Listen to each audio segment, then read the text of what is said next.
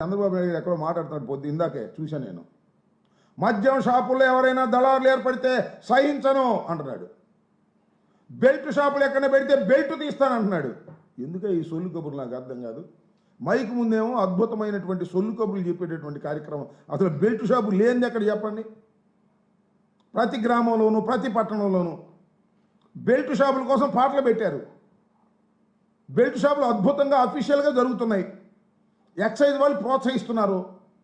ఎవరైతే డబ్బులు కట్టలేదో బ్రాందీ షాపుల వాళ్ళు ఎమ్మెల్యేలకి వాటి మీదకి వెళ్ళి రైడ్లు చేస్తున్నారు, పట్టుకుంటున్నారు, వాళ్ళు ఇబ్బంది పెడుతున్నారు. తెల్లారిపాటికి వచ్చి ఎమ్మెల్యేలకు డబ్బులు కడుతున్నారు. ఇది జరుగుతున్న విషయం. చంద్రబాబు నాయుడు గారు మైక్ ముందు మాత్రం అద్భుతమైనటువంటి ఉపన్యాసాలు చెప్పేటటువంటి కార్యక్రమం చేస్తున్నారు. మద్యం చౌకగా జరుగుతున్నాయి ఇక్కడ చెప్పండి, నాకు అర్థం కాదు. చంద్రబాబు నాయుడు గారు అధికారంలోకి వచ్చాడు, మద్యం ఏమన్నా చౌకగా దొరుకుతుందా? ఎక్కడ చౌకగా లేదు. అంతకన్నా ₹1 ఎక్కువే దొరికేటటువంటి పరిస్థితి మా రోజుల్లో కన్నా. ఈ విధంగా మద్యం షాపుల్లో విపరీతంగా దోచుకునేటటువంటి కార్యక్రమం నారా చంద్రబాబు నాయుడు గారి పరిపాలనలో ఎమ్మెల్యేలు చేస్తున్నారు. ఏ ఊర్లో ఆ ఊర్లో దందాలు చేసేటటువంటి కార్యక్రమం చేస్తున్నారు. ఇది ఒక ఆదాయం ఎమ్మెల్యేలకి.